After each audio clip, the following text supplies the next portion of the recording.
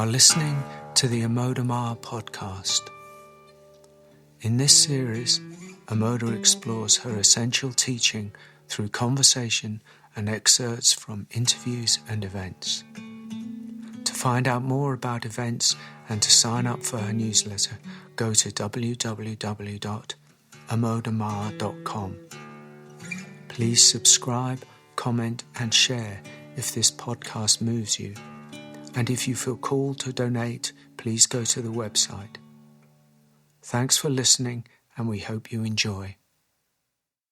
Greetings, one and all, and welcome back to another podcast with Amoda Maa. My name is Kavi, and I am delighted once again to be talking with Amoda. Amoda, hello. Hello, Kavi. So today's podcast is called In the World But Not of the World, which those of you who are familiar with Amoda's teaching know that she's spoken of this before, and I think written about it in one of your books. Is that correct? I do allude to it here and there. Okay, so you haven't spoken to it in a sense directly, although in meetings I know it's come up quite a lot. But then maybe this is an opportunity to unpack and unravel some of what this mysterious phrase "in the world but not of the world" might mean. So I'm just going to launch in with something and then hand it over to you. There's a famous biblical phrase attributed to a number of conversations Jesus had with his disciples. Whether he had them or not, we don't really know, but it's certainly attributed therein. It's also often used in modern day metaphysical and spiritual teachings, especially in the Course of Miracles. And this is the phrase, to be in the world, but not of the world.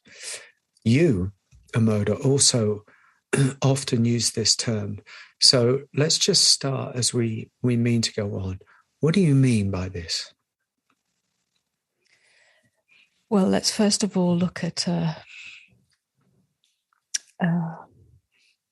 basic interpretation according to the biblical source.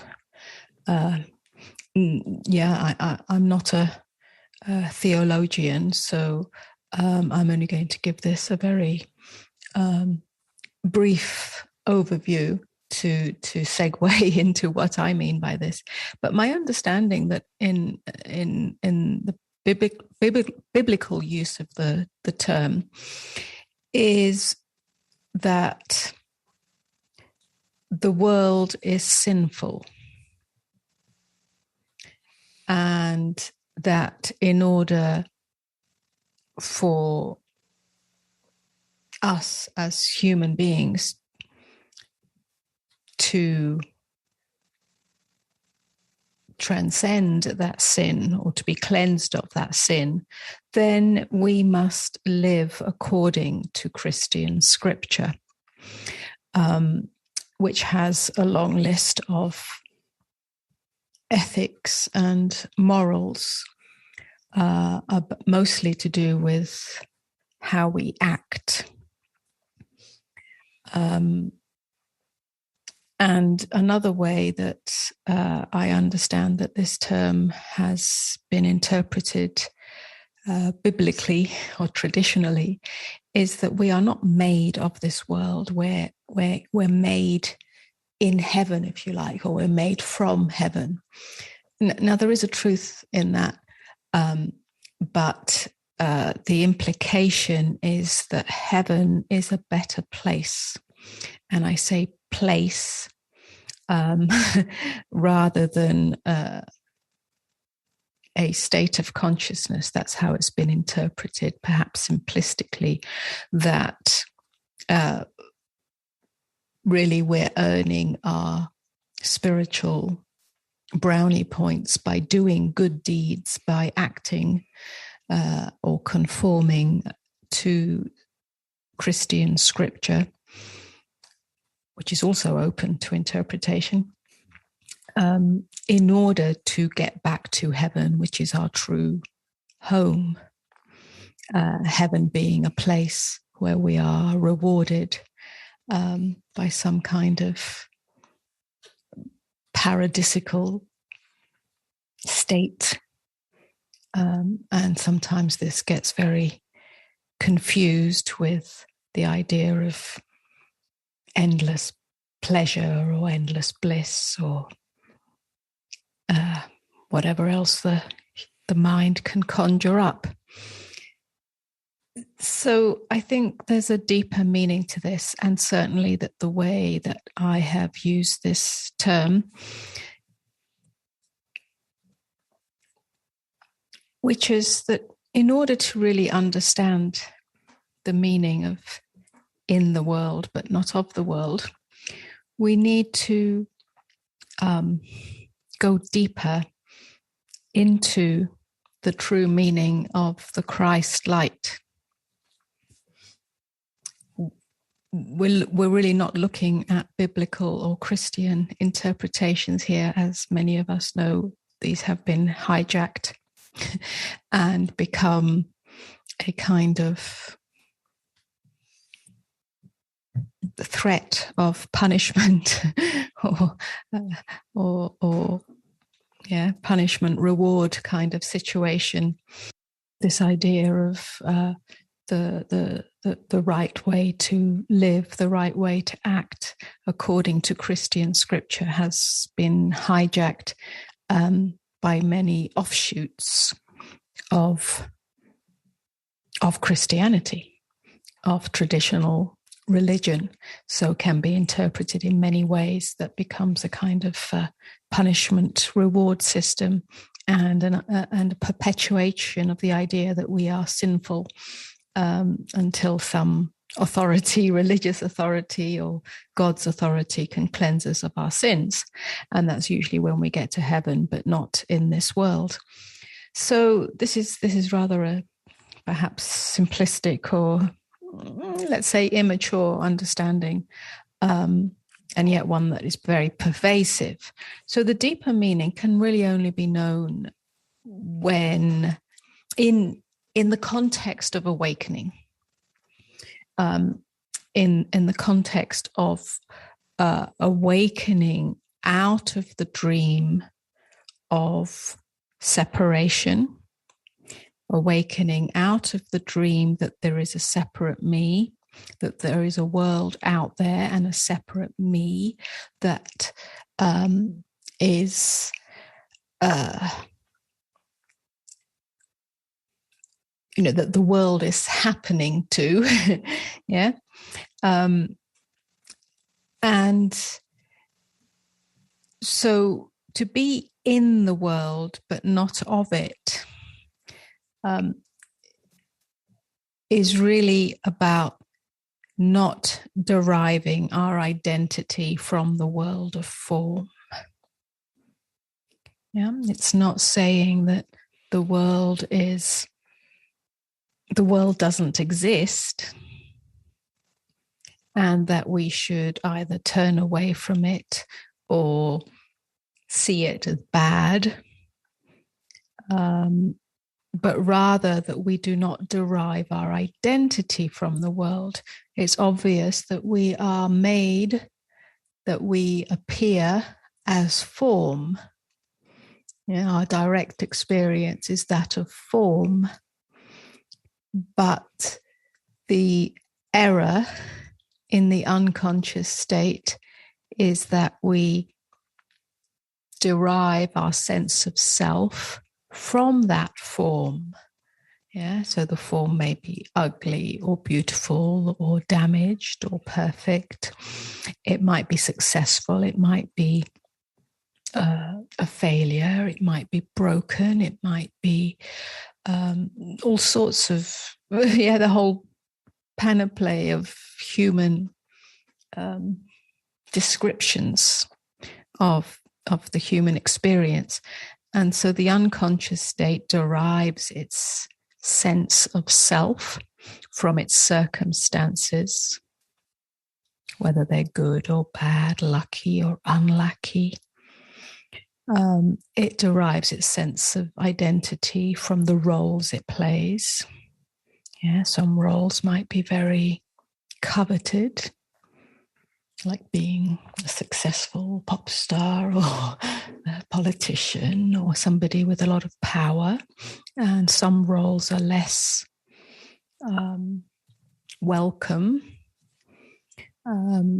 So we go chasing roles or believing ourselves to be the roles that we play, the mother, the father, the victim, the whoever it is.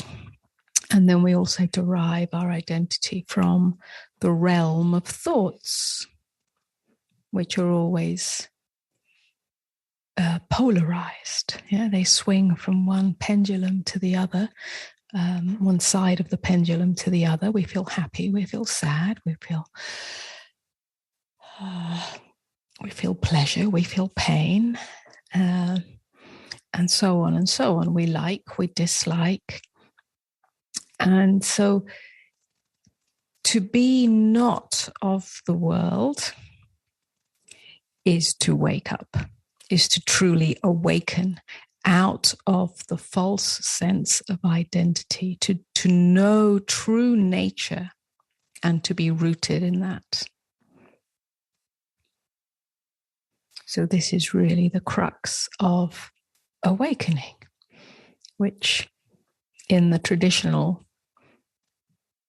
understanding or putting forward of this beautiful phrase has been completely overlooked. So it doesn't include the understanding of consciousness itself. It's actually pointing to a state of consciousness. To be not of this world is not to deny the world. It's not to deny the reality of the human experience, but it's not to derive our sense of identity. In other words, to have woken up out of the dream and to know, truly know and embody our true nature as the light of consciousness. This is the source. This is what our essential nature is. And to be rooted in that. And then still to be in the world, which is the other side of the coin. Yeah. Meaning? Meaning that we do not deny very often, and this is where we perhaps come into the non-dual conversation, that once you have woken up to true nature, once you have recognized and started to embody and to live from true nature as consciousness, the light of beingness, there can be a tendency to then deny the world, to say, I am not the body, the world is an illusion, and so on and so on. And then that becomes spiritual bypassing. So to be in the world is to be truly engaged with the human experience, to deny nothing, to reject nothing, to be fully here and present and live a fully human life. And whilst that is lived, to be rooted in true nature. So that makes the world of difference. Osho called this being Zorba the Buddha. Yeah, so having realized true nature as unshakable consciousness and yet be fully immersed in a shaky world. I call that fully awake and fully human. Yeah, fully awake and fully human. Yeah. Is this, can I ask, just to, as you've spoken, actually made me realize or reminded me on a certain level of actually even Buddha somehow sitting under the Bodhi tree as resolutely sitting there as the delusions or illusions or waves or insults of the maras of deception visited him, which on a certain level of interpretation is the world. Yes. Is that's the same? Well, the maras, the illusions are... Because that's what you're talking about. Yeah, offshoots, expressions of the world, Because, are you talking of, when you say the world, what do we mean here by the world? Do we mean the world of desire, the world of... I know you mean the world of identification, but is it the world of form? Is it the pull of desire? Is it the habit, that kind of draws us in to believe that the world is real? And what you're actually suggesting, the implicit suggestion, is that the world is whatever we call... I want to know what we call the world is not real. I think the world can be what we mean by the world is everything that is visible, everything that we touch, everything that we see. So everything that appears to be solid, the world of form, other people, the people in our lives, the objects and things in our lives. It includes the earth itself. Right, because it includes every aspect of the human experience. So it includes the social matrix, it includes the political matrix, it includes everything that the human being can experience, and it includes the thoughts and beliefs that arise from that experience or that inform that experience. Yeah. Right. So that's everything that is known. Everything that is known, seen, experienced. Because I read in an extrapolation of the Jesus thing that actually even to them or to those people, the world didn't just mean the marketplace down the road. It actually meant the cosmos. It meant the whole thing. It meant the entire picture, the entire experience. So it's from the micro to the macro. Yes, everything that is manifest, let's put it that way. Everything that is manifest, which can be something seemingly solid, like a tree or a table, and every thought and every feeling, those are also manifest. Yeah, they might not be solid, but they have a certain substance because we believe our thoughts. We believe the tree to exist because we can touch it, we can see it. We believe our thoughts to exist because they seem to appear in consciousness and they have an impact on our feelings, on our behavior, on our actions. So this is the manifest world. Everything that is manifest, which is the human experience. Now, most people, or the majority of humanity in the unconscious state, believes that to be the only reality there is. Yeah. And it's only when we start to question in some way, who am I? Where have I come from? Yeah, is there something more than this? Is there something deeper? That we can start to turn inwards. We call that the spiritual path. It may take many directions. ultimately it becomes an inquiry into true nature. And perhaps we touch on that and realize that there is a whole dimension of beingness that seems to be the foundation of who we are, the source of love, the source of peace, the source of happiness. And we stop looking so much to the external or to the manifest world, even to our thoughts and feelings, for that sustenance, for that nourishment. And we start to root ourselves in formlessness, the inner sanctuary of silence, of openness, of emptiness. And this is where we come to the part that is not about rejecting the manifest world. Right. Right. It's about seeing that the manifest world is an outpouring from the unmanifest.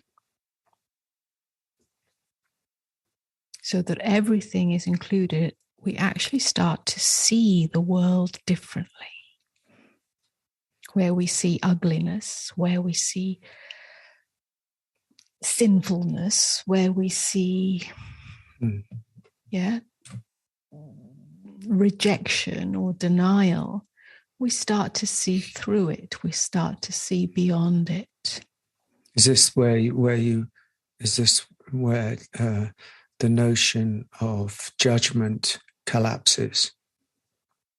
Yes, and where forgiveness begins. I was going to say forgiveness then. Well, when judgment collapses, presumably, in a sense, although the forgiveness on the level that you're talking about, that's where forgiveness is, because when judgment collapses, there's only the innate recognition of one, if you like. Yes. It's the end of duality, isn't it? It is. Jesus also said, the kingdom of heaven is already here, but you do not have eyes to see, or something along those lines, yeah? So the kingdom of heaven, which is usually dangled as a carrot in the future, usually when we're no longer alive in mortal bodies, yeah, and we might get to heaven if we've been good, yeah, living according to Christian scripture and so on. Yeah. But Jesus said the kingdom of heaven is already here. What did he mean by that? He meant that the inner light, the inner dimension of consciousness, which is true nature, is already available to you. You already are that. You simply have to look within, deep within, and come to recognize that. Okay, so the problem with this is just I don't know whether this is directly the way the conversation wants to go, but the problem with that is that to this mind, to me, those words that are attributed to Jesus are words that are spoken from direct experience. And there's a vast difference between direct experience and belief. Yeah, belief has a tendency to still be rooted in division. Yeah, I believe this to be true, and all those who don't believe this to be true are somehow the opposite or different. And so that this creates a whole panoply of problems where what you're talking about is the need to experience what is said in the world, but not of the world, as direct experience, not as a belief system. This is not a belief system that you're talking about, right? Yes, of course. And that's what the whole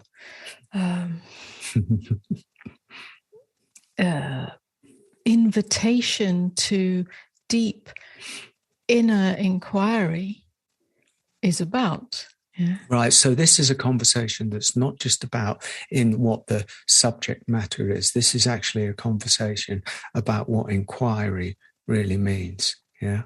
where it goes, how it exists, and what it does, and where it's directing itself. Yeah, because that's important to get what inquiry really is, because Absolutely. it's a very powerful process, and it's a very, actually on a certain level to the self, it's a very destructive process, but it's a fundamentally necessary process, because otherwise you take what you've been saying, or all these other phrases, and we'll turn them into beliefs.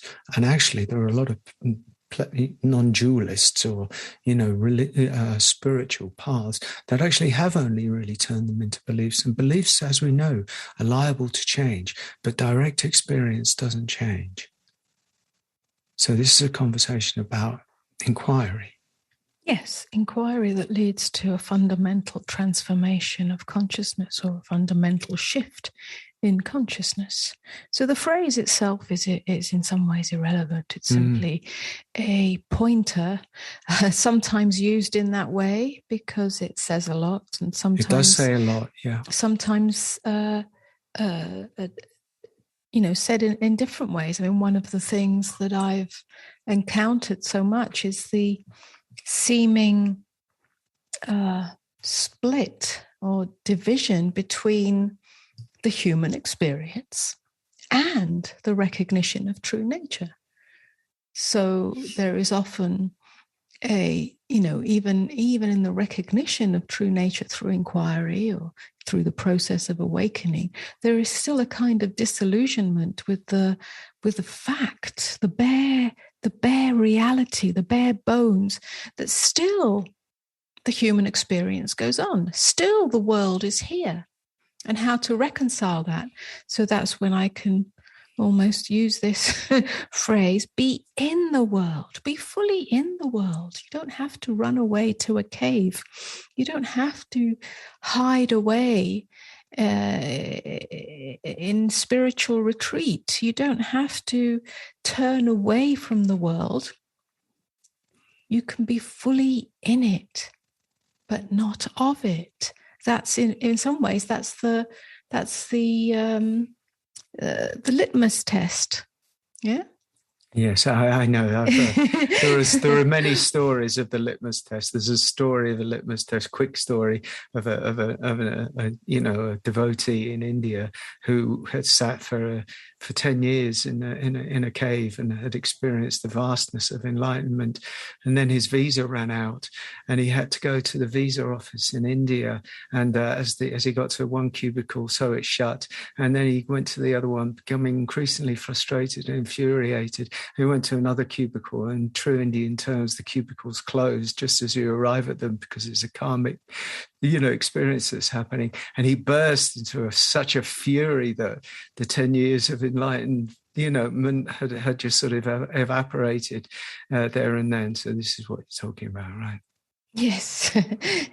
Or when you go home to visit your parents. Yes, exactly. Your awakening evaporates. Yeah. But more than that, it's the kind of disillusionment, it's like the expectation that there's this fundamental shift in consciousness, and still there is what can be experienced as a difficult world or a painful world, or we just look and there are still problems, if you like, in the world. And there's a tendency to want to either shut that away, turn away from it, live in a cocoon, live in a cave, or be very disillusioned with even awakening if it hasn't made any difference. But the thing is, it does make a difference. If it's real, if it's authentic, if it's genuine, it does make a difference, because you stop looking through the eyes of the ego mind.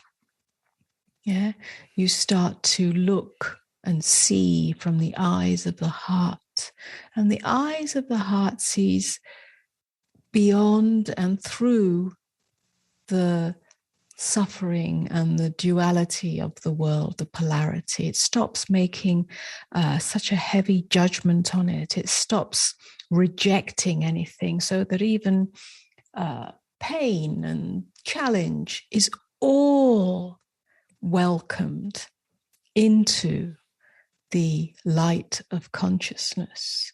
And there's a certain lightness of being that comes with that. It's not a denial. It's not a just, kind of avoidance. It truly transforms the way that we see.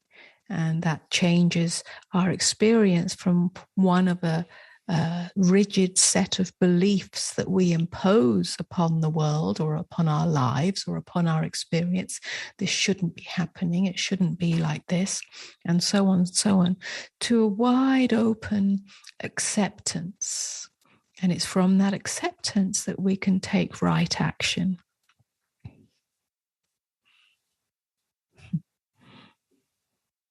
It's also, it's like if we look at the phrase Zorba the Buddha, which I love, it's so so much more modern or contemporary, if you like. It's very sexy. But to be a Zorba is to truly enjoy life, to be total. Yeah. It's not that there's something spiritual and something unspiritual. The whole idea of this, kind of holier than thou spirituality collapses. So you immerse yourself fully. You're engaged in the world. From the mundane to the transcendent, it's all included. If you're total, everything is transmuted into love. Yeah, but you're also rooted in Buddha nature. Yeah, which means you're not identified with the gains or the losses, the pleasures or the pains that come as part of the human experience. You're not identified with them. So it becomes light. You can play, you can dance lightly within the Leela. So because the tendency of all these dualistic minds that we have, is to say, oh, I get the phrase, in the world but not of the world. I understand that phrase, and so sometimes I'm in the world, but actually, I'm not of the world. So then I'll leave the world, and then I'll be not of the world. And to actually almost, you see what I'm saying, to split it up into segments, into sections.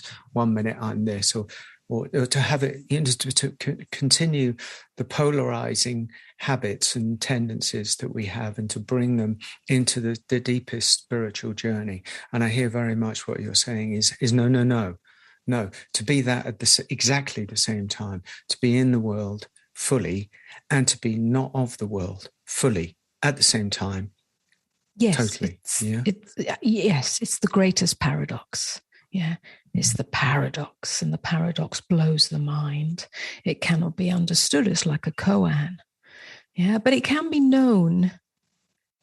Yeah, it can be known when awakening is fully embodied, when it's filtered into your life, when it's genuine, when it's authentic, when all resistance. But so until. I'm always needling you for this. Until that time, not to dangle the carrot, because sometimes one hears that and thinks, oh, well, she knows what she's talking about, but I'm far away from that and I can't do a damn thing, so I might as well just give up and, whatever. Slightly disillusioned. So until the time that, that kind of real clarity of awakeness happens, because a lot of people have experiences now that suggest that, or taste it, a little taste of it here, a little taste of it there. What can be done with regards to this phrase? Particularly with regards with this phrase, as we're talking about it to the deepest inquiry. Does the world have a function even on the journey that we're seeking to awaken on? What function does the world, this supposed world, have? Or do we have to hang out on our own until we get some awakening, and then we can go and do what you're talking about? Or is the world useful? It's a good question. The world is the catalyst for awakening. Yeah, it's a powerful. This just it goes round and round in ever-increasing weird circles. And we're always in a maze, you and I. Yeah. It's a catalyst, because every experience that you have is a satsang. Life itself is the satsang. Life itself is the guru, is the teacher. The world, or our experience of the world, because there isn't an independent world, there is only our experience of the world. So we're talking about experience. Is a mirror to where we operate from an inner divided state, or where we operate from wholeness. So everything that we experience reflects that back to us, and therefore is a potent doorway to the end of division. In every experience where division arises, inner judgment, lack of forgiveness, incredible suffering. Suffering comes from resistance to what is. I'm talking about psychological, triggers, and so on. Every one of those very painful, difficult, unwelcome, reactive human experiences is a potent doorway if in that moment we recognize the grip of the ego self, the grip of ego mind that says this shouldn't be happening, therefore I will reject it. This shouldn't be happening to me, therefore I am identified with being a victim, and so on. What we might call an inner clenched fist. It's felt, and in that moment is the opportunity to simply stop. Surrender, to relax, to surrender that mechanism. To relax, yes. And this obviously is not a one-time key. It's an ongoing journey. And that's what we do. That's what we do in the teaching. That's what we do in the inquiry, is we listen to people's experiences of their own lives.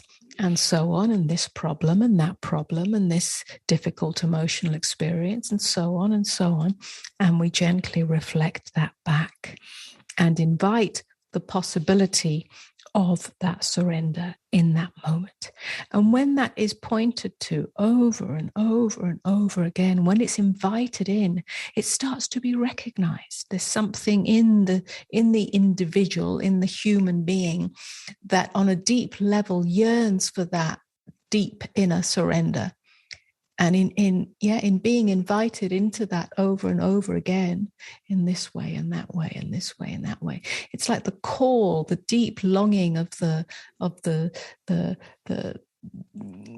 beingness to recognize itself in itself. It starts to come more to the foreground and becomes more available. That's what we call inquiry. That's what we call the journey, the inner journey of transformation, and so on and so on. Yeah. So yes, I get that. So if the phrase "in the world but not of the world" becomes the invitation to I mean, it's an amazing thing to hear, but it's completely a mind screw, which is a good thing. But it points to the fact that every experience is the invitation to ask the fundamental inquiry question: who am I? Or even, where am I? Am I in the world, or am I not in the world? Yes. Well, it's the same. I mean, you could take the phrase "fully awake and fully human," and that brings up the sort of conundrum of, well, how can you be fully awake and fully human? Because to be fully human is mostly interpreted as being caught up in the reactivity of self. to be lost in thought. It seems to be a very human experience, to be very reactive, to be emotionally entangled, to be whatever it might be.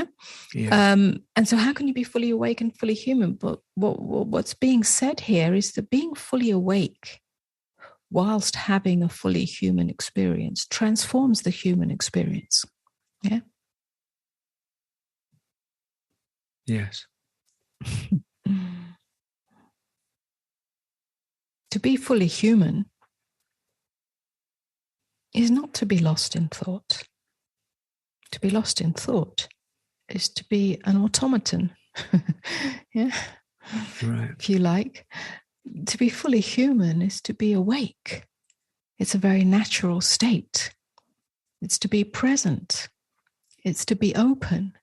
It's to listen. It's to be rooted in one's inner sovereignty and authority. It's to know your innate wholeness. This is our natural birthright. That's being fully human. What we are as the unconscious human state is a kind of automated, conditioned state. So being fully awake in the human experience, because you can't deny that you have a body, you can't deny that you're still in the world, doing things, operating in the world, relating to the world, to other people, and so on and so on. Even if you're secluded or solitary, you're still having a human experience. Right. So being fully awake just completely transforms the sort of ground of being from which you operate. So, and so, just to add to that, because on the spiritual path, the realization comes quite quickly that the human experience is full of pain,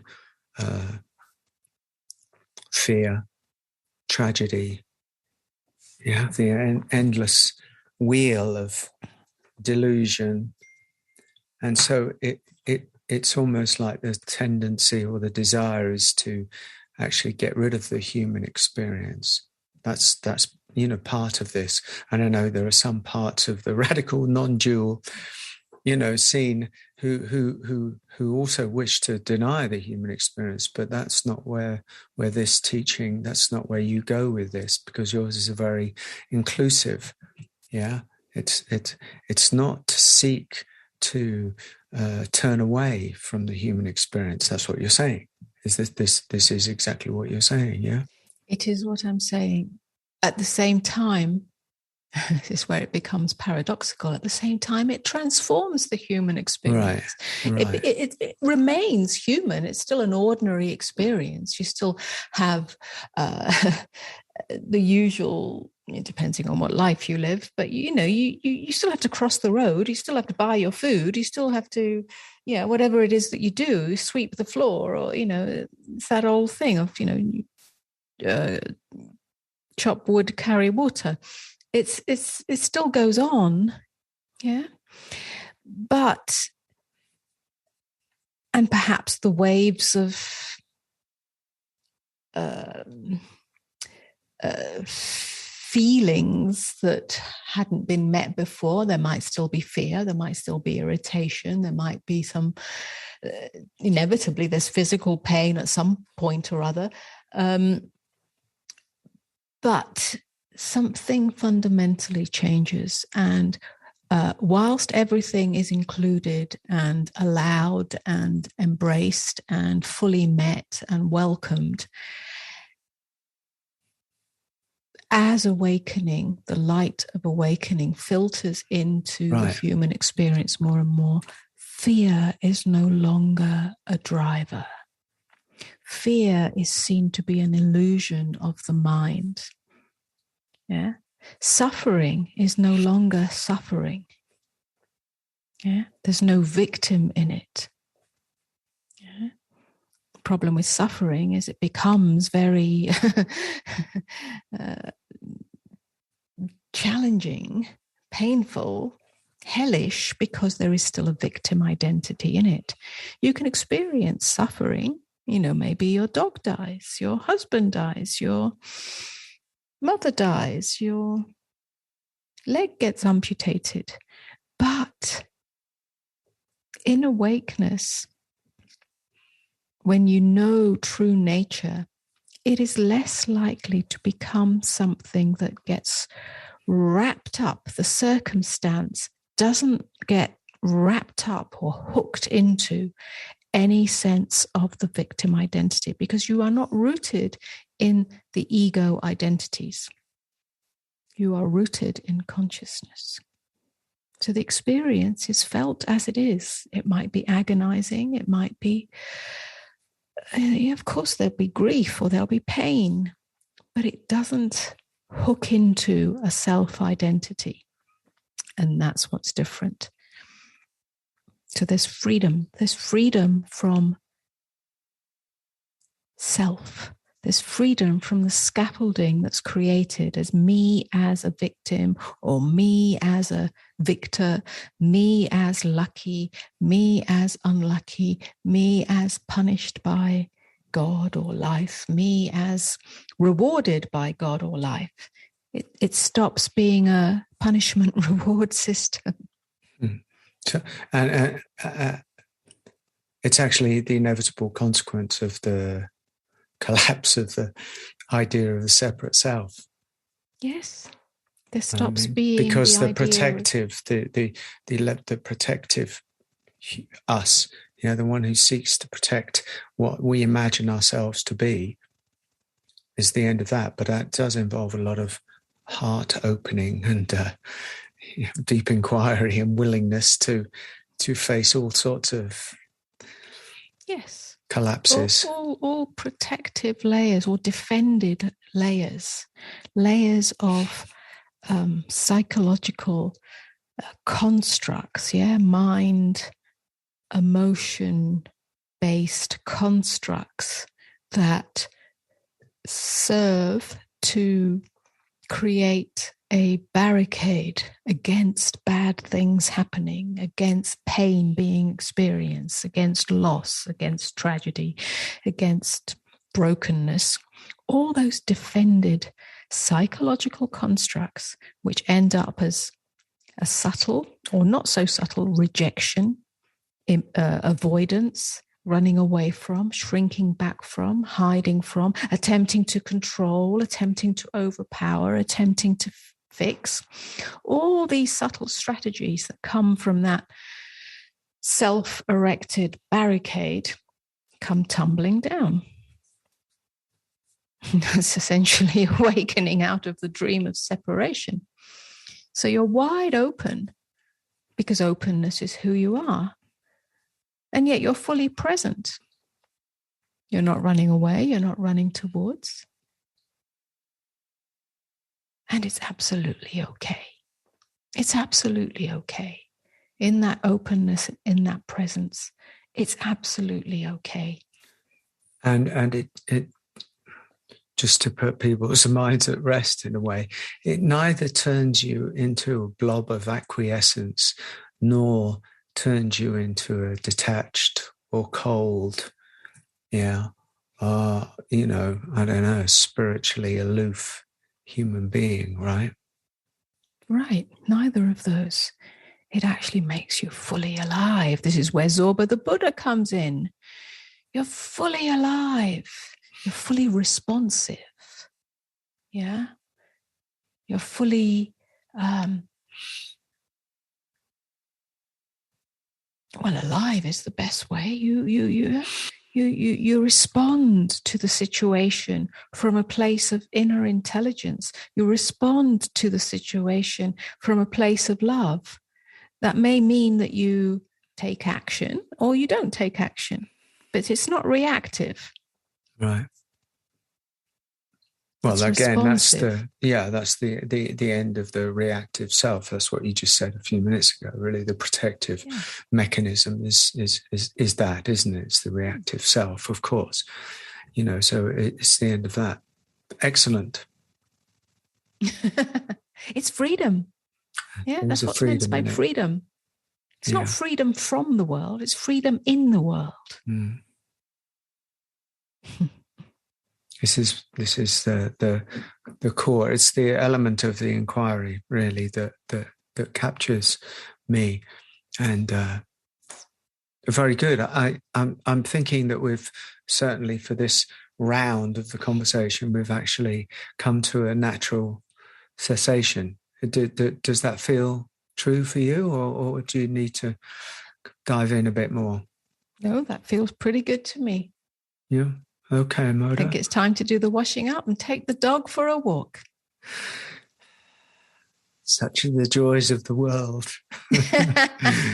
Okay, friends, thank you so much for listening to our meanderings. We do hope that they've served in some sort of purpose to confuse, enlighten, inspire, amuse, and otherwise just, entertain or something like that.